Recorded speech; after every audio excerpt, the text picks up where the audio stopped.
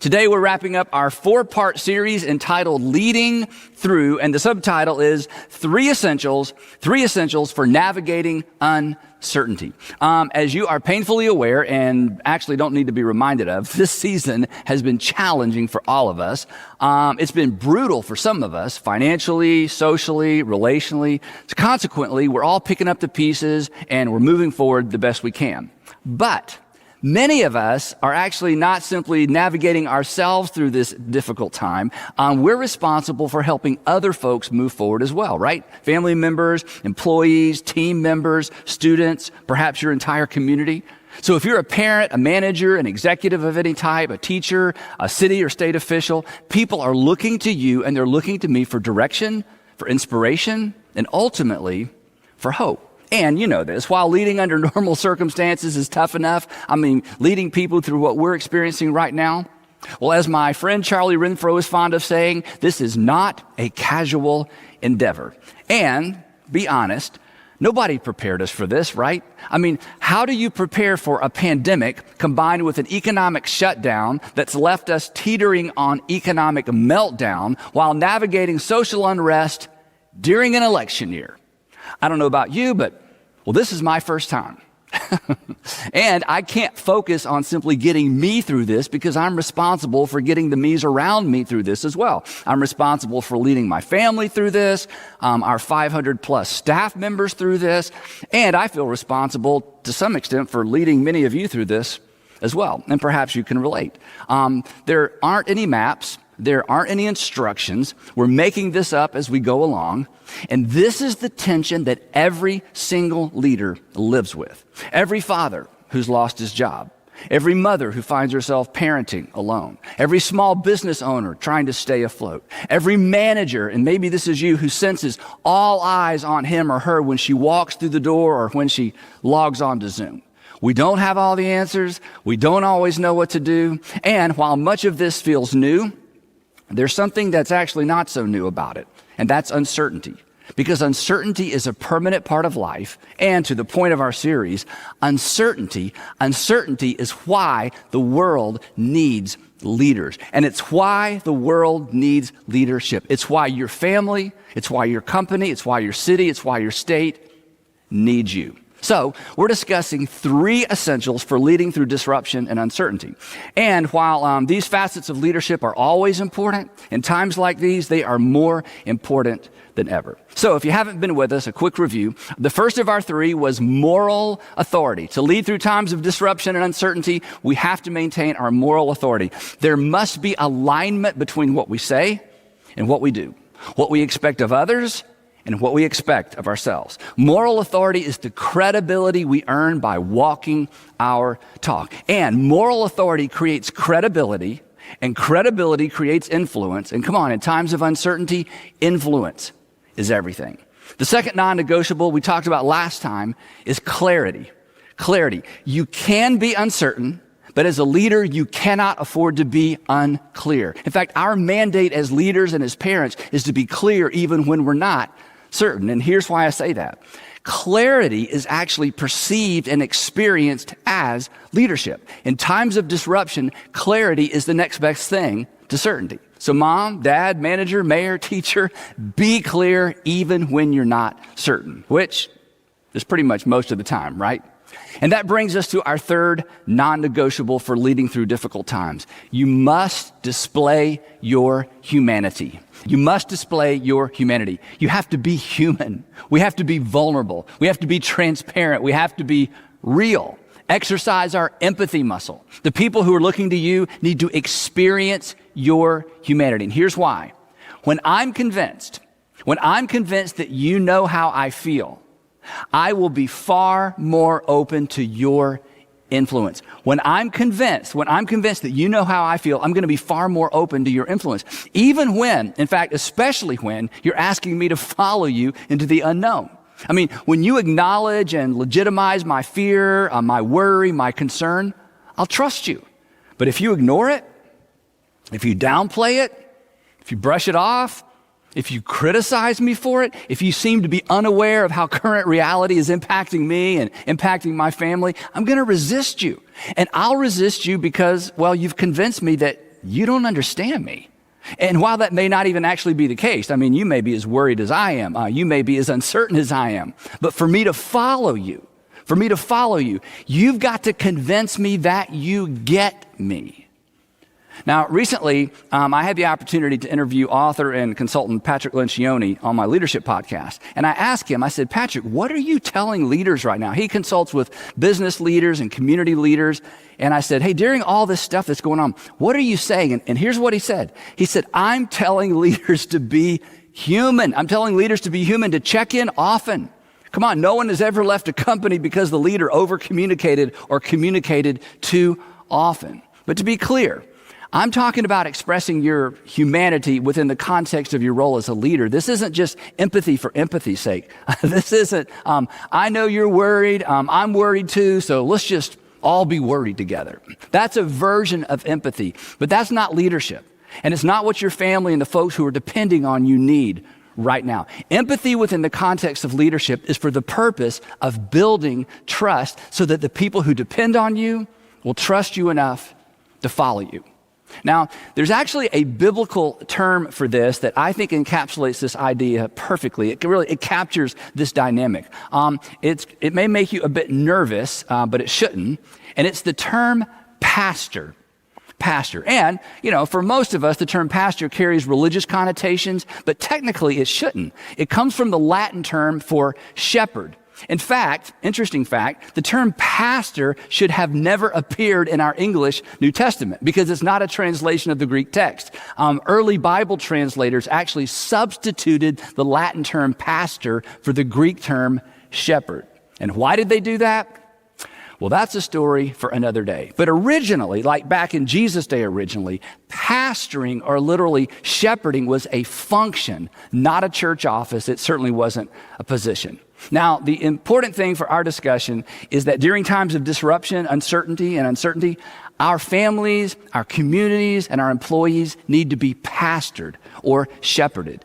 Not because they're sheep, because they're looking to you and they're looking to me they're looking to us for what sheep look to their shepherds for: protection, security, and reassurance. So, if you lead in any capacity, shepherding is part of your responsibility. And if you're thinking, well, Andy, that's easy for you to say because you're a professional shepherd, it's not as easy for me to say as you might imagine. I'm a pastor by profession, but the pastoring aspect of my leadership does not come natural to me. I had to learn, and honestly, I'm still learning. I'm a much better public speaker than I am a shepherd. And I'm not proud of that. In fact, the only reason I tell you that is to encourage those of you who are already playing with your phone because you're thinking, there's no way I'm doing this. Too touchy-feely for me, right? I get that. And this may not be the way you're wired, but this is still your responsibility at home, at work, at school, and in your community. And maybe this will encourage you. Years ago, one of our board members was rushed to the hospital for emergency surgery. And when I found out, I drove over to the hospital to check on him. Back then, I still don't do much hospital visitation for two reasons. I'm terrible at it, and consequently, I'm uncomfortable with it, and I make people uncomfortable, which is the last thing you want to do when people are already uncomfortable, right? Anyway, so when I walked into Ray's hospital room, his eyes got big, and before he could stop himself, he blurted out, "Andy, what are you doing here?" And I said, "Ray, I just came to check on you." And he said, and I quote, "Oh, when I saw you, I thought it must be worse than they told me. I'm such a comforting presence." So, for some of you, what I'm about to suggest will not be natural. But that doesn't mean you don't care about people. You do. You just care differently. But, and this is so important, in times of disruption, in times of uncertainty, we have to disrupt our own patterns and resist, in some cases, our personalities and our temperaments. In times of uncertainty, we have to step into the role of pastor and shepherd because, along with clarity and moral authority, that's what people need. It's not necessarily what they need most. But, and this is so important, it's not necessarily what they need most, but it is what they need first. So don't hide behind what's comfortable. Don't barricade yourself behind busyness or a role or a title. Great leaders do what needs to be done. And in times of disruption, people need shepherding. They need pastoring. They need reassuring. So whether it's comfortable or not, it's time to turn it up in the mix. And here's the thing. In fact, I'll make you a promise. If you do this, even if you do it poorly, even if you do it awkwardly, the people you're responsible for will be so grateful. They will appreciate the fact that you are stepping outside of your comfort zone for their sake, that you're putting them first. And according to Jesus, that's what great leaders do. That's what he did. He put other people first. After a particularly stressful season of literally hands-on ministry, Jesus and his 12 apostles decided to get out of town for a break. In fact, Peter, by way of Mark, tells us what took place. Here's what Peter told Mark. He said, so they, talking about the 12 apostles and Jesus, so they went away by themselves in a boat to a solitary place. So they decided we just need to get away from the crowd and take a break because they've been so busy. The story continues, but many who saw them leaving on the boat recognized them. There's Jesus, and they ran on foot around the edge of the lake from all the towns, and they got to where Jesus was going ahead of Jesus. And then something interesting happens. When Jesus and his apostles landed and saw the large crowd, he got back on the boat and went to an even more solitary place. No, that's not what he did. And when Jesus saw the large crowd, this is so powerful. Even though he was worn out, even though he was tired, he had compassion on them because they were like sheep without a shepherd. And so he began teaching them many things. This is so powerful.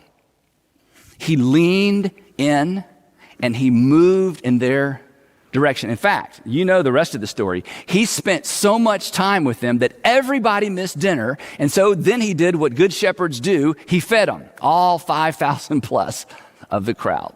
Later on, John, the Apostle John, would record Jesus' description of his role as a shepherd. And this is so instructive and this is so inspiring for all of us. In fact, for those of us who are responsible for members of our family or a company or a community, here is the posture. Here's the posture we are to take as leaders who are stepping into the role of shepherd. Here's what Jesus says. Speaking of the role of shepherd, he says, he calls his own sheep by name and leads them out. This is what the good shepherd does. He calls his own sheep by name and leads them out. When he has brought out all his own, he goes on ahead of them.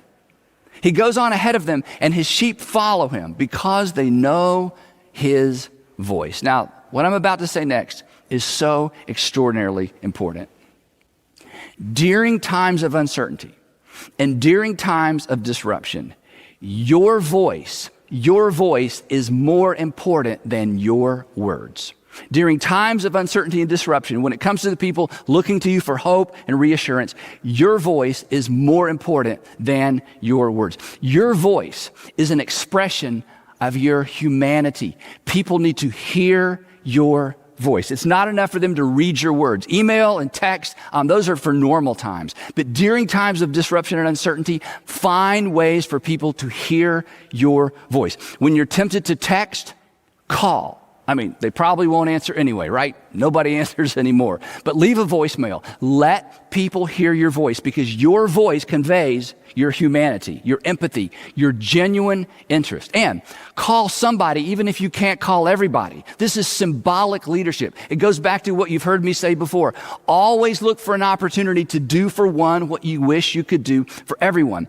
Your team or your staff may be too large for you to call everyone, but call someone and check in, especially those who are having a particularly difficult time in this season. And please ignore that little voice in your head. Ignore that little voice in your head that says, well, since I can't do it for everyone, I shouldn't do it for anyone. That's nonsense.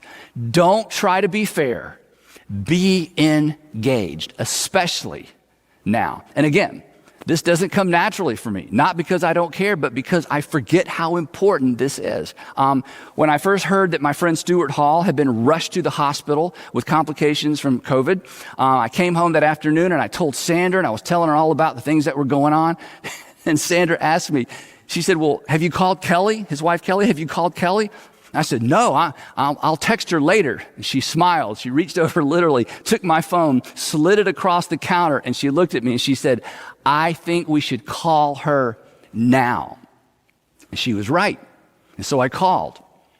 And I didn't know what to say. I mean, at times there's nothing to say. It's why we don't call, isn't it? But that's a mistake. Call somebody even if you can't call everybody. Again, this is our responsibility as leaders. But if you're a Jesus follower, it goes beyond that. If you're a Jesus follower, this goes beyond just good leadership etiquette. Jesus said this. He said, this is so powerful. He said, I am the good shepherd. I am the good shepherd. And when we read something like that, especially if you're a Jesus follower, you feel like it just puts him in a category of one, but that's not his point. He said, I am the good shepherd, which means if we are Jesus followers, and if Jesus was willing to step into the role as shepherd, think about that. If Jesus was willing to step into that role as his followers, we have no choice but to follow. But what he says next may cause your heart to skip a beat. He says this, I am the good shepherd, and oh, by the way, the good shepherd lays down his life for the sheep. To which we think, I'm not sure I want to be that good, right? Fortunately, this is not literal for most of us, but there is certainly application. And here's why I say that. The good shepherd puts the sheep first, and the sheep know it. And the good shepherd steps out of his or her comfort zone to make sure the sheep feel comforted. So, don't just be father, be dad. Don't just be mother, be mom. Don't just be boss, manager, supervisor, be human. Or to use Jesus' words, don't be like a hired hand. Don't be like someone who's there because they have to be. They're there because they're paid to be, because they're supposed to be. The hired hand isn't in it for the sheep. The hired hand is in it. Well, actually, Jesus says it best. Here's what he said. He said, the hired hand is not the shepherd and does not own the sheep. So what happens? When he sees the wolf coming, he abandons the sheep and he runs away. Why? Jesus tells us. The man runs away because he's a hired hand and he cares nothing for the sheep. He's not in it for the sake of the sheep. So he doesn't stick around when things are uncomfortable. During times of uncertainty and disruption, when the wolves are howling, your presence, your willingness to stick around, your willingness to keep showing up is more important than ever. Your presence is more important than your presentation. Your presence is more important than your preparation. Where I struggle with this as a leader and sometimes even as a father is I feel like there's no reason to show up until I have something new to say, right? Until I have something helpful to say, insightful to say, until I have something specific to offer, until I have answers and solutions. That's a mistake. In times of uncertainty, our presence is everything. And this is difficult for some of us because we're solution people, right? We're progress oriented. So why pull people together if we don't have solutions and answers? Because in times of disruption, there is something more important, namely our presence. Now, this next little illustration may be a bit close to home, so I just want to warn you ahead of time. But have you ever sat in a waiting room waiting for information from a doctor or a surgeon? Let me ask you this. If you've ever been in that situation, can they show up or check in too often? Can they show up or check in too frequently? I mean, can they be too present? No. Because when the doctor or the surgeon walks in, what do? We lean in. Why? Because we crave reassurance. We crave their presence. We don't want a text and we don't want a phone call. We want a person. And in a hospital waiting room, come on, we could care less about the quality of the doctor's presentation, right? We don't roll our eyes if his grammar isn't perfect or she mispronounces a name. So as a father, as a husband, as a leader, as a boss, here's the question. Here's the question that I'm responsible for asking myself every single day. And if you have people looking to you for direction, reassurance, and hope, it's a question you should ask yourself every day as well. And here it is. Do people know? Do people know? Do people know that I care? Do the people you are responsible for, do they know that you care? You know you care, but do they know? Or to ask it a different way, is your humanity showing? Is your humanity showing? To wrap up, I want to tell you a story. It involves President Obama. And if you're a Democrat, you're going to love this. If you are a Republican, you should love this. Not because you necessarily loved him, but because you're mature enough to learn from anybody and everybody, right? So for 4 minutes, just 4 minutes, I want you to set aside your political filter, because this incident from his presidency punctuates the importance of taking on the mantle of shepherd and pastor in times of disruption, uncertainty, and in this instance, in times of unspeakable tragedy. If you have ever visited a friend or family member who has lost a child, you know that it's one of the most difficult environments to walk into. As a pastor, I have found myself in this place over and over and over, and there's just nothing to say. And this is especially difficult if someone has lost a child unexpectedly. There just are no words. There are no solutions. But imagine having to walk into that set of circumstances or that environment 20 times to comfort 20 families on the same afternoon. This is the situation President Obama found himself walking into by choice following the Sandy Hook Elementary School shootings in 2012 in Newtown, Connecticut. On the morning of December 14th, you'll probably remember this, a 20-year-old broke into the school right after the doors had been locked. He shot and killed 26 people, including 20 children, before taking his own life. The oldest child was 7 years old. Michelle Obama, in her memoirs, said this. She said it was the darkest day in the White House. She wrote, when I walked into the Oval Office, Barack and I embraced silently. There was nothing to say. No words. As a fact guy, that's how she describes him. As a fact guy, she said that President Obama demanded to be fully briefed. He wanted all the details. Joshua Dubois, who was the spiritual advisor to the president, in his book, The President's Devotional, describes a Saturday afternoon that the president called him and said he wanted to meet with each of the families of the victims, and he wanted Joshua to go with him. Joshua describes what happened when they arrived. This is from his book. He said, we prepared 7 or 8 classrooms for the families of the slain children and teachers, 2 or 3 families to a classroom. The president took a deep breath, steeled himself, and went into the first classroom. And what happened next, he says, I'll never forget. Person after person received an engulfing hug from our commander-in-chief. He would say, tell me about your son. Tell me about your daughter. And then he would hold pictures of the lost beloved as their parents described their favorite foods, their favorite television shows, and the sounds of their laughter. For the younger siblings of those who had passed away, many of them 2 or 3, 4 years old, way too young to understand, he said that the president would grab them, toss them into the air laughing, and then hand them a box of White House M&Ms. Joshua says this, in each room, I saw his eyes water, but he did not break. And then the entire scene would repeat itself for hours, over and over again, through well over 100 relatives of the fallen, each one equally broken, each one equally wrecked by the loss. Joshua says that he and the president flew home in silence, and that President Obama never spoke of these sacred moments in public. In fact, this is probably the first time you've heard about this. Now, here's why I tell you that story. It takes away our excuses. Because that day, President Obama was the pastor-in-chief, the shepherd-in-chief, not because he claimed that title. It's not a title. Because he acted, because he led in that capacity. He showed his humanity. He took off the mantle of authority and he set it aside because that's what the moment called for. Think about it. He could have gotten away with a handwritten note.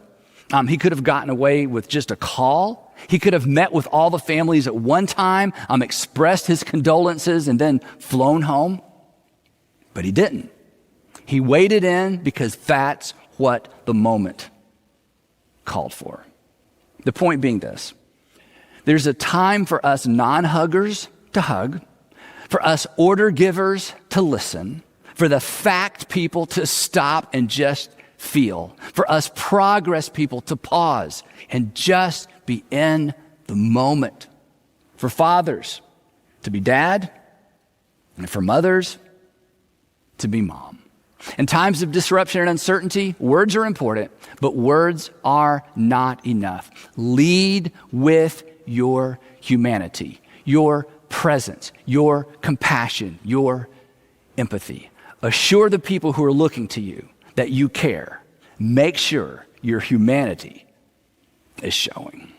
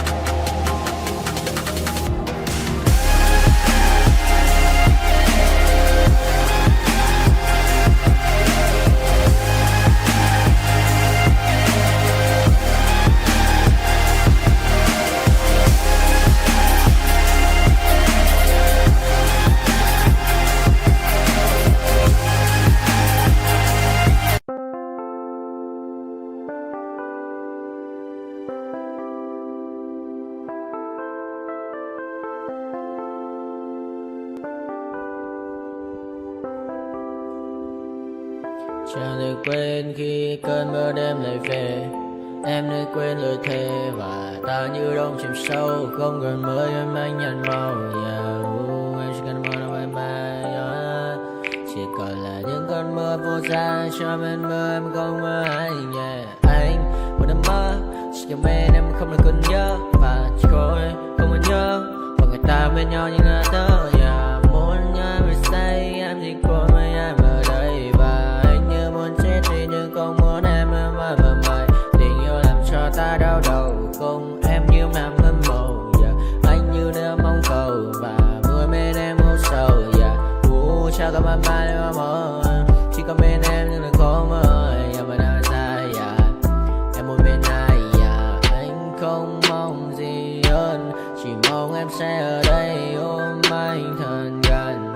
Anh chỉ mong đôi ta được có nhau. Và đừng em đâu anh có em. Một đêm bên anh có em. Ta sẽ trao nhau môi hôn thật sâu. Ôm anh.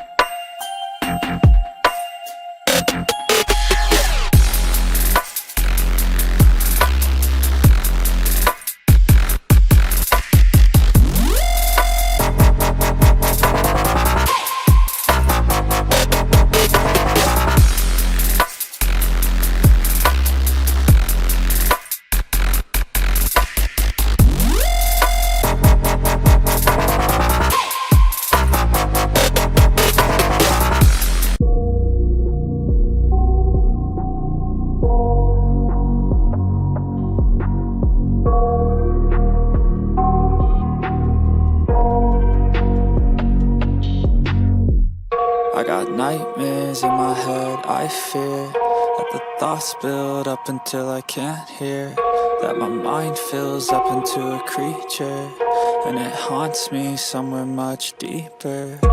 Anxiety, filling up every space, no privacy. And silently, it could build and build until you finally see, whoa, it's taking over, damn, no closure, moving closer. No exposure, I just wanna be a loner. Some can't stay sober, looking over all their shoulders, like moving boulders just to get out of the home. It sucks, I've had enough, I don't wanna feel the stuck under the rug, all my problems that I shove.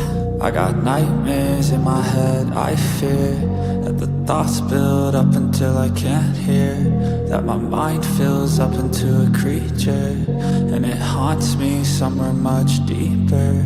I got nightmares in my head, I fear that the thoughts build up until I can't hear, that my mind fills up into a creature, and it haunts me somewhere much deeper.